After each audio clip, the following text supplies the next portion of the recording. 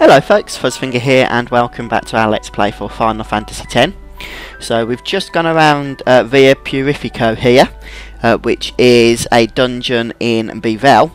And we've been in Bevelle for quite a while now, so I would like to try and progress out of this area. But we've cleared this dungeon and collected all the treasures that can be collected, and we now have a boss fight coming up, so we're going to head north here. Of course, we do have to face a battle. So I'm just going to summon Bahamut quickly here and get rid of this thing.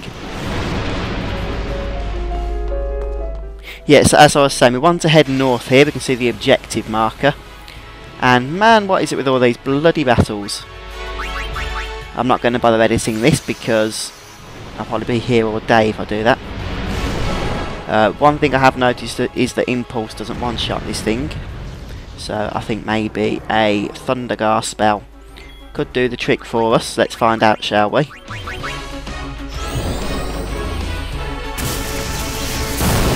That's how you get rid of those things. Although they do give a nice amount of AP just to help boost unit up, which I guess is somewhat useful if you're trying to power her up after she was out of the party. Although I'm sure there's going to be better places than 2,700 AP in the near future. So it is you. Why are you here? We rode the airship to the Calmlands, then came to Bevelle. Maester Kinnock summoned us then, ordered us to deal with the traitors. You will fight us? The Temple's orders are law. Even if you are Lord Braska's flesh and blood, you're a traitor. His guardians. I don't see them. Maroda and Passe are not here. I will do this unhappy deed myself. Forgive me, Lady Yuna.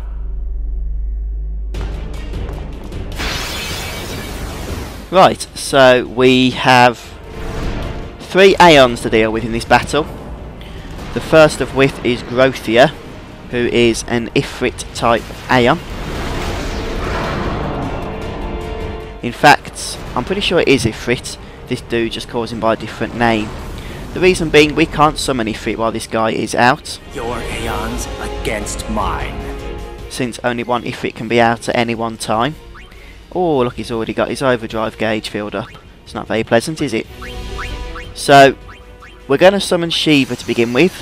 Shiva, of course, should be somewhat useful against Grothia here.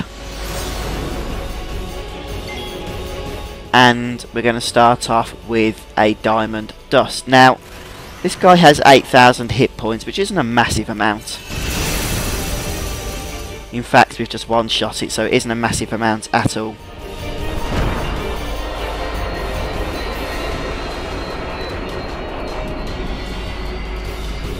The next Aeon this guy's going to summon is Terrier, which is a Veil 4 style Aeon.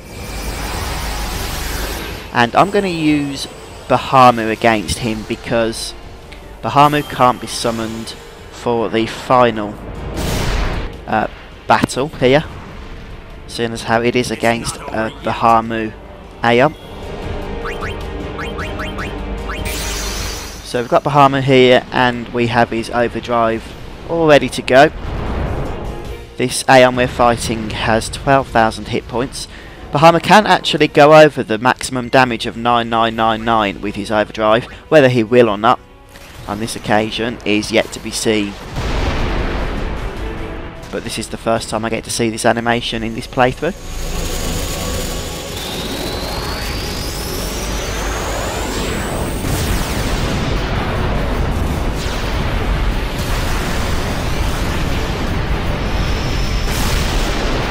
That is nasty.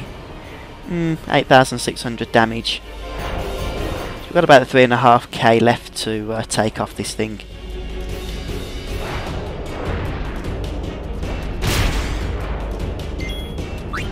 Right, I guess we should start hitting it really with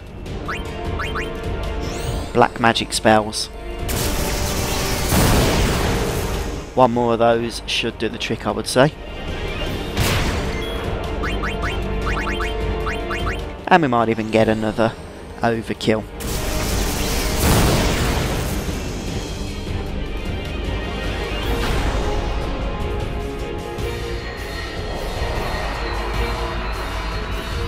Right then, so with that one down, we're now going to be facing the real battle, which is against Sparthy.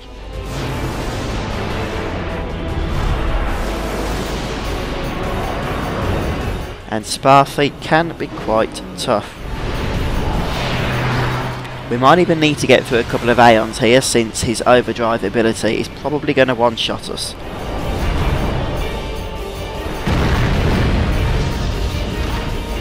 We've got Veil 4, Ifrit and Ixion remaining. And I think we'll start with Ifrit. We've got 2 overdrives to use, one for this guy and for Ixion. Spathy has quite a nasty 20,000 hit points, which we're going to have to deal with. Along with, as I mentioned, an overdrive that is going to one-shot whichever Aeon he casts it on.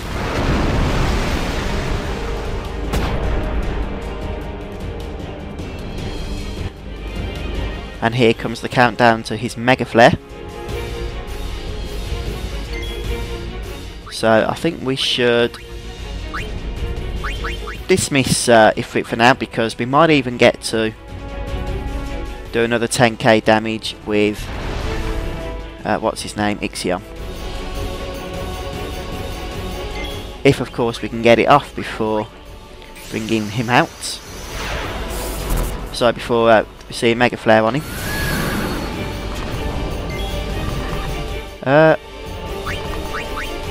Yeah, I'm going to attack him.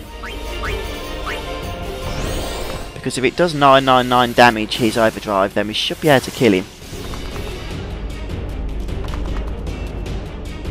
He's getting ready to cast, look, you can tell. What? How come he got to count down twice then? Thor's hammer. Let's see if we can kill him with an overkill. Again, only if Ixion will do his maximum damage here.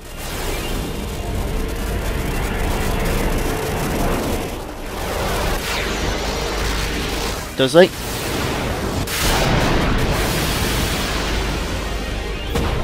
Yes, he does. Just, well, he didn't actually, but he did get the overkill. So that turned out to be quite simple in the end. As long as your Aeons have their overdrives filled. We didn't even need to use Veil 4 in the end either. But no, that's very good. Hopefully we'll get some AP as well after the cutscene. Stay away! Yuna, let's go. There's a way to the surface up ahead.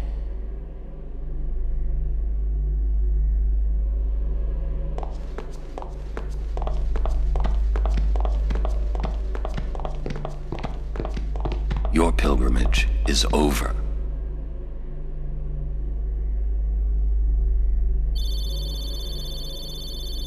Yeah, we got a little bit. Not a huge amount. Although, to be fair, that fight didn't really take a huge amount of effort now, did it? So, I can't complain too much about that. And we're switching over to Tidus, so make sure you save your game. We've also got Waka and Rika in the party. Save your game before you continue, since we will have some enemy encounters here, and a boss fight as well, although the boss fight is fairly somewhat simple, so I'm not too concerned about that if I'm going to be totally honest. Bit of a small underwater section this. Quite linear though, so shouldn't take us too long to get through. Okay, now strangely there was another save point, like 10 metres from the last one. But once you've swam down you get a little cutscene here.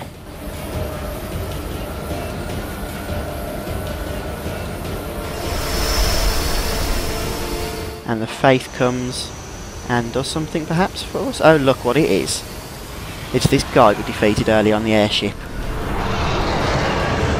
It's the undead version, in fact, of Evrae. Now, oh, we can use trigger command. Open gate lock. Interesting. I'm not sure exactly what that if we need to do that. But what I would recommend is going down to item here and casting a Phoenix down, because this guy is undead, and 10k damage or just 1 point shy of it is not a bad idea.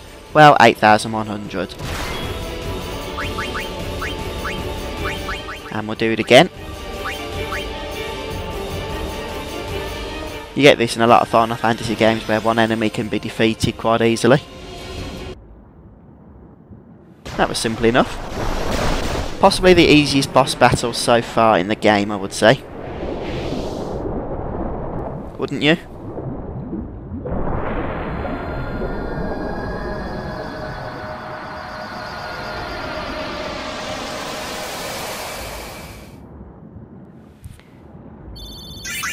Ah, Wacko didn't get any AP, that was a bit silly of us. But we do get 2 black magic spheres and a pair of break knuckles. Right, then let me just see what that weapon was like. It's got stone touch. I'd rather keep the strength plus 5% for the time being. Nothing else to give Riku there. Right then, there's a couple of items we can get now as we work our way out. I don't think we've got any more enemy encounters to worry about now either. Obtained rematch? What's a rematch? I've not heard of that one, to be honest with you. Was it a weapon? Or an armour or something? It's not a weapon for Tidus, because we're about to pick one up for him. Could be for... Oh, that's good. Evade encounter. Yeah, I think we'll do that. Makes sense that it's for Wacko, that, doesn't it? I don't like water levels in games. Because I don't like the whole having your movement restricted. It's annoying. Whatever the game, I just don't like water levels. From Final Fantasy to Sonic the Hedgehog and Mario. Get an Avenger for Tidus there. Can we go down here? No, we can't. No, we can't. There's nothing to do anyway. We just need to make our way across to the next area. And since this is a water level, it's going to take its time, of course, to get there. But we just need to head north. Down we go.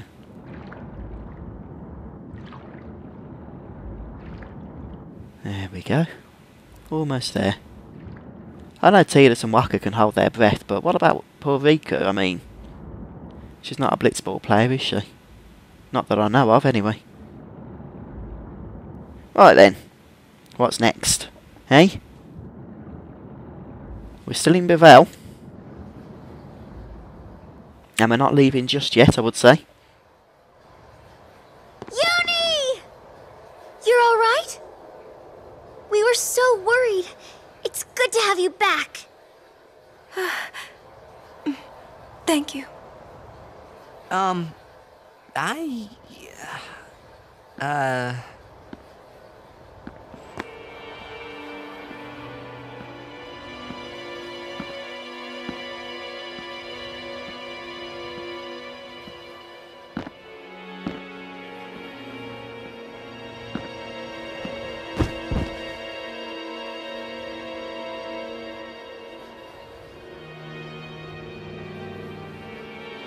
Keenock. Why, you... I have saved him. He was a man who craved power. And great power he had, but he feared losing it. Trembling at unseen enemies, he spent his days scheming petty schemes, chased by his fears, never knowing rest. You see, now he has no worries. He has been granted sleep eternal. Death is a sweet slumber. All the pain of life is gently swept away. Ah, yes. So you see, if all life were to end in Spira, all suffering would end. Don't you see? Do you not agree? That, Yuna, is why I need you.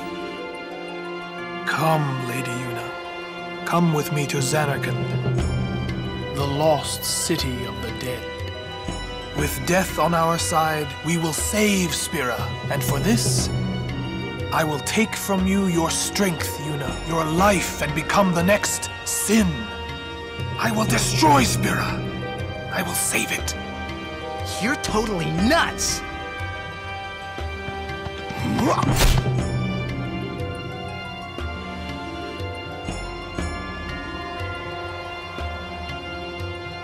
Unpleasant. Very well. I will give you your death. You seem to want it so.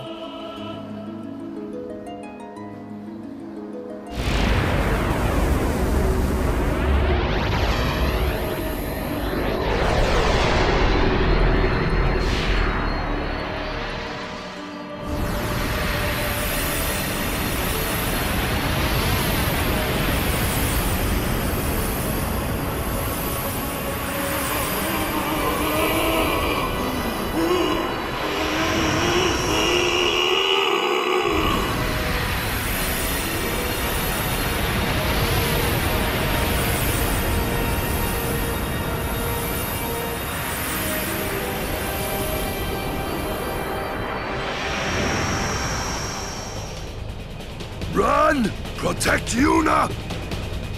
Go! No way! I'm fighting! I said go!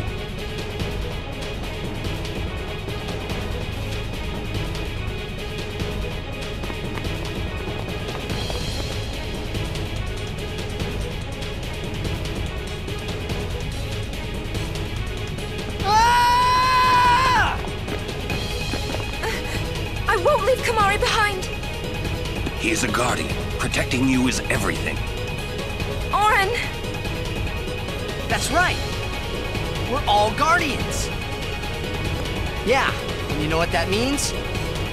Yuna, anywhere you go, I'll follow.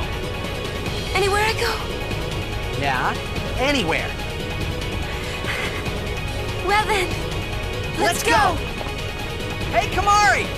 Leave some for us! Hey, wait for me! Me too!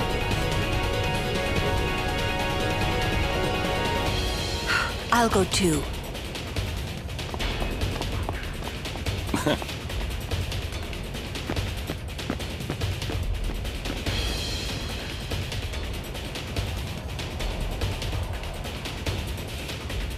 Right then, so it looks like we're on a rescue mission now to get Kimari back.